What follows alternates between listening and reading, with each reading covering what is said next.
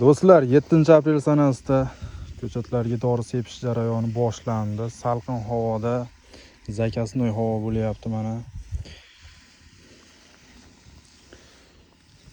Apparatni zo'rini olib ko'chatlarga dori sepilyapti, xudo xolasa.